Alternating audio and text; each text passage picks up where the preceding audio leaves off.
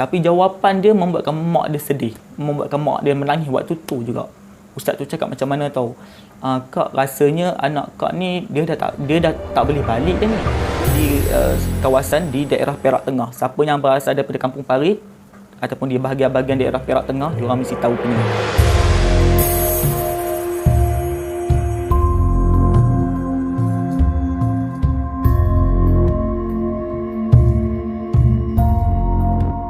Assalamualaikum, apa khabar semua? Pasti baik kan? Kembali lagi aku kat sini untuk menceritakan pengalaman seram ataupun pengalaman pelik. Hampir 1 bulan tu aku tak upload video kan, sebab hari-hari ni aku memang sibuk sikit, aku banyak kerja. So sekarang ni aku ada masa sikit, so aku dapatlah share sikit cerita yang aku tahu kan. Sebelum tu aku nak ucapkan terima kasih pada siapa yang dah tengok video-video aku yang sebelum ni, yang dah like video aku kan, yang dah bagi komen yang baik dekat aku, komen semangat dekat aku, yang siapa ni beri komen keep it up lah, terus bersemangat lah, yang bagi nasihat pun ada, yang bagi pendapat pada aku terima dengan baik, insyaAllah. And aku ucap terima kasih juga pada yang dah subscribe channel aku. Yang belum subscribe tu jangan lupa untuk subscribe selepas ni. Cerita aku pada kali ni tentang kisah pasangan kembar. Aku tak tahu nama dia orang. Aku cuma gelarkan dia orang adik dan abang. Adik dan abang. Dia orang punya rupa paras dia orang sama.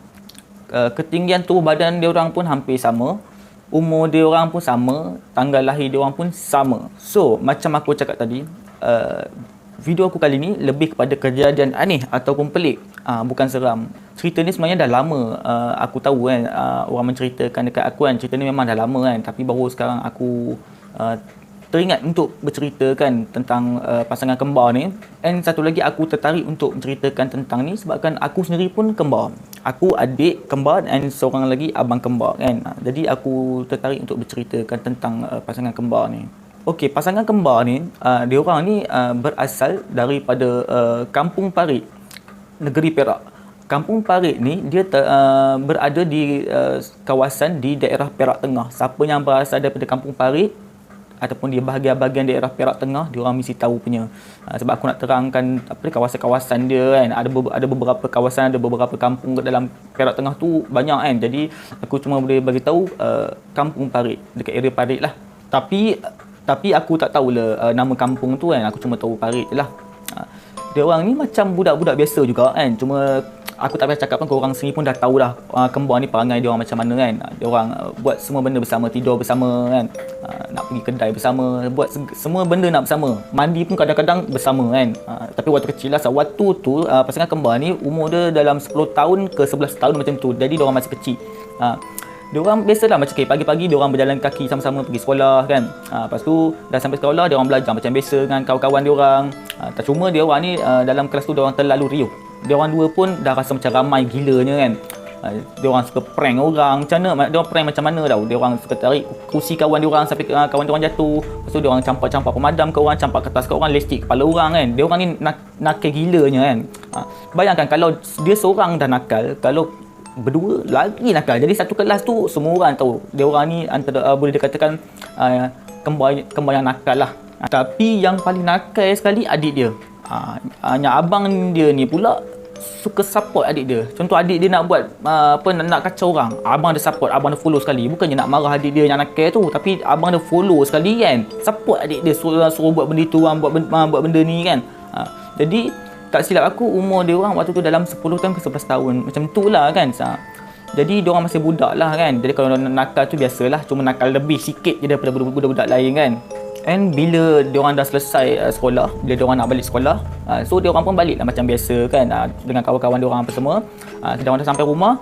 Kadang tu dah sampai rumah, pakaian pun tak saling lagi, diorang tu keluar balik nak main punya pasal kan. Tapi biasanya mak diorang akan larang kan. Biasanya mak diorang akan izinkan diorang ni keluar dalam jam 5 petang, 4 petang, 5 petang macam tu kan. Yang penting petang kan. Jadi mak diorang suruh diorang ni balik je sekolah, pastikan salin pakaian, mandi dulu kan, makan dulu apa semua. Jam 4 atau jam 5 baru diorang dibebaskan keluar macam budak-budak lain kan. So diorang punya rutin harian diorang macam tu. Sekolah, balik, main, tidur. Sekolah, balik, main, tidur. Itu je diorang. Tapi memang diorang rutin harian diorang macam tu lah pun kan. Diorang akan balik main tu biasanya senja. Senja. sebelum senja. Diorang akan balik rumah tu sebelum senja. Sebab biasa mak diorang akan bising kan. Bila dah senja, diorang sampai rumah, mak diorang tak marah diorang, pukul diorang, rotan diorang kan. Sebab budak-budak kan, ada orang tua mesti akan bising kan. Macam kita dulu pun kan, bila kita budak-budak mesti mak kita akan cakap, balik sebelum senja, balik sebelum senja. Tapi ada satu hari tu, kejadian tu petang, adik dengan abang ni, diorang pergi main ke satu taman tu. Waktu tu diorang ni paling suka main menyorok tau. Semua orang mesti tahu main menyorok tu macam mana kan. Pokoknya seorang menyorok, yang seorang lagi kena mencari. Waktu dekat taman tu, diorang berdua je waktu tu. Kawan-kawan diorang tak main kat situ. Jadi diorang main berdua pun dah jadi dah kan. Jadi waktu biasanya adik dia ni, dia suka mencari. Abang dia ni kena menyorok. Adik dia suka macam tu. Setiap hari kalau diorang main menyorok kan, mesti diorang akan buat macam tu. Adik dia ni mencari, abang dia menyorok. Diorang pun main lah kat situ kan. Diorang main sampailah dah nak senja. Waktu dah nak senja tu, terus abang dia ni cakap kat adik dia, "Dah lah dik, jomlah kita balik kan. Takut nanti mak bising kan. Sebab ni pun sekarang pun dah nak senja kan." Lepas tu adik dia cakap, "Nanti dulu bang kan. Last. Kita main last tau. Kejap lagi kita balik lah." Lepas tu abang dia pun macam tak nak lah kan. Sebab nanti apa-apa nanti abang dia yang kena kan. Adik dia mesti lepas dirinya kan. Mesti mak dah kerotan abang dia dulu kan. So abang dia cakap, "Tak payahlah dik kan. Kita balik lah. Kita sambung lah besok pula kan. Besok pun kita ada masa lagi kan." Lepas tu terus yang adik dia ni berkeras juga, nak main juga kan. Lepas tu abang dia ni, abang dia kan, seorang abang kan. Jadi abang dia fikir, okey tak apalah, kita main last. Ini last janji dik. Lepas tu adik dia kata, okey kan. Lepas tu time tu abang dia cakap, tapi ada satu syarat. Lepas tu adik dia pun tanya kan, syarat apa? Lepas tu abang dia cakap, kali ni abang cari, adik menyorok. Biasanya adik dia mencari, abang dia menyorok. Tapi kali ni tak. Abang dia mencari, adik dia menyorok. Tapi adik dia tak nak. Adik cakap, "Alah abang menyorok lah, biarlah adik mencari kan." Tapi abang dia cakap, nak balik ke nak main kan? Abang dia cakap macam tu. Lepas tu adik dia cakap, okey lah kan. Jadi adik kena menyorok ni. Tapi abang kena kira dulu. Jadi abang pun tutup mata macam ni, kira 1, 2, 3 sampai 10 kan. Dah kira yang tu, waktu abang dia tengah pejam mata yang tu, waktu adik dia nak berlari menyorok tu, abang dia intai tau. Sebab abang dia, bukan abang dia nak main tipu tau. Abang dia terpaksa buat macam tu. Sebabkan yelah, bila tak buat macam tu, nanti balik lewat kan. Jadi abang dia pun intai adik dia lari arah mana. Jadi selama dia intai adik dia tengah berlari tu, abang dia nampak adik dia menyorok dekat ada sebatang pokok tu kan. Jadi abang dia pun senyum-senyum kan. Kat situ punya. Jadi bila abang dia buat macam tu, jumpa cepat, balik cepat kan. So abang dia buat macam tu. Jadi bila adik dia dah menyorok kan, abang dia pun jerit kan, "Dek, abang cari sekarang ni kan, dah menyorok belum?" Lepas tu adik dia senyap kan. Oh, maknanya itu dah menyorok lah tu. Abang dia pun sambil gelak-gelak kan, nak tangkap adik dia ni kan. Abang dia pergi dekat pokok yang tempat adik dia menyorok tu. Abang dia sampai situ, abang dia pun segar. Dapat macam tu kan. Tapi adik dia tak ada. Lepas tu abang dia fikir, mungkin dia sempat lari nyorok dekat kawasan-kawasan situ kan, dekat pokok-pokok mana kan. Abang dia pun pusing kat kawasan taman tu. Abang dia pusing tak jumpa. Abang dia pun stres lah. Abang dia pun cakap macam mana, "Dik, dah lah tu keluarlah kan. Sebab sekarang ni pun dah senja dah ni. Mak mesti marah kita ni kan. Takut nanti mak datang sini pula nanti." Lepas tu adik dia tak nyaut. Betul, abang dia fikir, mungkin dia kena ke abang dia kot kan. Mungkin adik dia prank abang dia kan. Kata nak menyorok kat belakang pokok, tapi senyap-senyap balik rumah kan, nak kena abang dia. Jadi abang dia fikir yang tu. Jadi bila abang dia fikir macam tu, abang dia pun berjalanlah balik ke rumah. Sampailah abang dia ke rumah, tiba-tiba mak dia dah bising.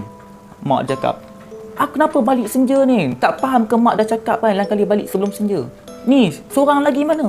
Betul, abang dia pun pelik kan. Seorang lagi? Bukankah adik dah balik ke tadi? Betul, mak dia cakap, "Mana balik lagi? Tak balik. Dua-dua sama je kan." Lepas tu abang cakap, "Tapi abang cari dekat kawasan tempat kita main tu, dia tak ada." Betul tu mak dia marah. Betul, mak dia tarik tangan abang dia pergi ke taman tempat dia orang main tu, cari adik dia orang. Cari si adiknya tu lah kan.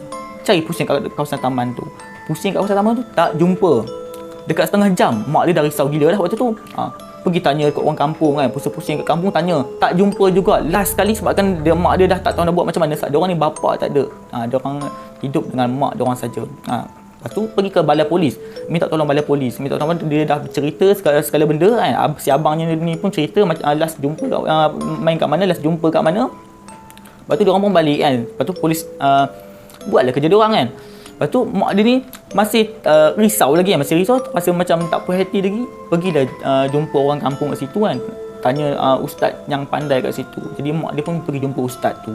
Mak dia pergi jumpa ustaz tu. Lepas tu ustaz tu cakap esok harinya baru dia boleh datang siang-siang kan. Sebab waktu tu dah senja kan, jadi siang-siang. Lepas tu esok harinya pula mak dia pergi jumpa ustaz tu. Lepas tu bawa ustaz tu pergi ke taman tempat dia orang main tu. Sampai dia kat taman tu. Lepas tu ustaz tu buat dia baca-baca doa ke apa semua kan. Lepas tu mak dia jadi tak sabar-sabar ni kan, nak tahu jawapan kan. Tapi jawapan dia membuatkan mak dia sedih, membuatkan mak dia menangis waktu tu juga. Ustaz tu cakap macam mana tahu? Kak, rasanya anak kak ni dia dah tak boleh balik dah ni. Lepas tu yang mak ni pun cakap dia tak boleh balik macam mana ni. Lepas tu ustaz ni cakap macam mana? Sebabkan orang sana tak bagi. Mak dia mungkin faham kan. Lepas tu mak dia menangis lah. Waktu mak dia menangis, abangnya pun menangis juga. Abang dia tak faham sebenarnya. Tapi dah abang dia tengok mak dia menangis lah biasa. Budak-budak bila tengok mak dia menangis mesti. Kita pun menangis kan, budak-budak kan.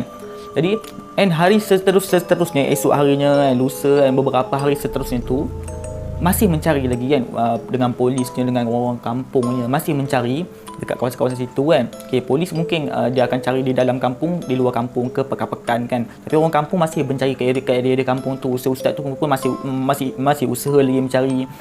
Lepas tu setelah beberapa tahun selepas tu, waktu abang dia dah masuk sekolah menengah. Bayangkanlah, abang dia dah masuk sekolah menengah. Biasanya abang dia pergi mana-mana pun dengan adik dia kan. Jalan pun adik dia, tidur pun dengan adik dia. Tapi bila adik dia tak ada, abang dia semua kena buat seorang. Jadi pergi sekolah pun seorang-seorang apa semua kan. Tidur pun seorang-seorang. Kiranya dia punya hidup tu jadi murung lah kan. Sebab adik dia tak ada. Biasa adik dia kan bising sikit kan.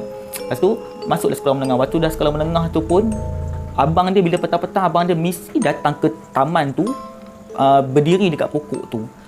Ibaratkan macam mana, macam abang dia berharap macam adik dia balik lah macam tu kan. Kadang-kadang tu abang dia sampai cakap seorang-seorang, adik kalau ada dekat sini baliklah kan, sebab abang rindu, mak rindu ni kan, baliklah kan. Selalunya abang dia akan cakap macam tu kan. Punya sedihnya bila aku fikir kan, aku dapat bayangkan sebab aku sendiri pun ada kembar kan. Jadi aku dapat bayangkan sedihnya hati dia tu macam mana kan. Tapi yang isap aku takkan nangis. Okey. Setelah beberapa tahun setelah tu, abang dia dah kahwin, abang dia dah dapat anak kembar juga, tapi kembar lelaki perempuan lah. Dia lari sikit kan. Dia kembar lelaki-lelaki dengan adik dia. Tapi yang dia dapat anak ni kembar lelaki perempuan. Bayangkan dia dah kahwin pun, cuti dia akan balik.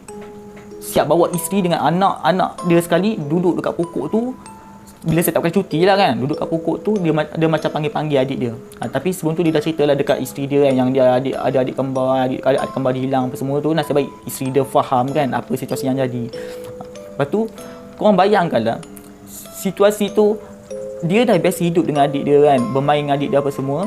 Lepas tu bila jadi macam tu, adik dia hilang, dia hidup tu seorang-seorang. Korang bayangkan lah betapa sedihnya hati dia, pasangan kembar. Sebab aku kembar, jadi aku sangat faham macam mana bila hilangnya orang yang paling kita rapat. Contohnya abang aku, dia pergi ke negeri Kedah. Aku dekat Perak.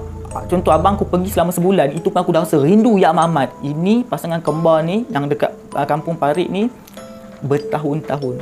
So sekarang aku tak tahu umur abangnya tu berapa.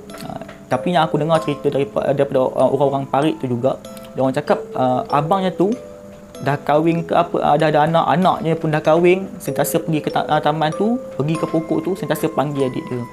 Sebab kejadian ni dah lama tau, aku tak pasti dah tahun 70-an ke tahun 80-an, benda ni memang dah lama. Aku tahu pun cerita ni sebabkan ada seorang makcik yang daripada kampung Parit tu juga, dia bercerita kat aku.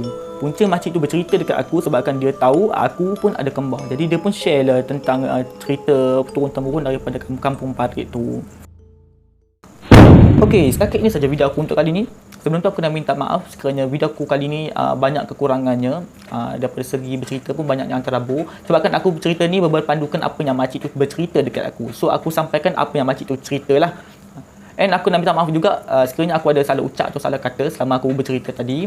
Sebab yang buruk-buruk tu datang daripada aku dan yang baik-baik tu datang daripada Allah Ta'ala. Okey, jumpa lagi kita di next video. Assalamualaikum. Ciao.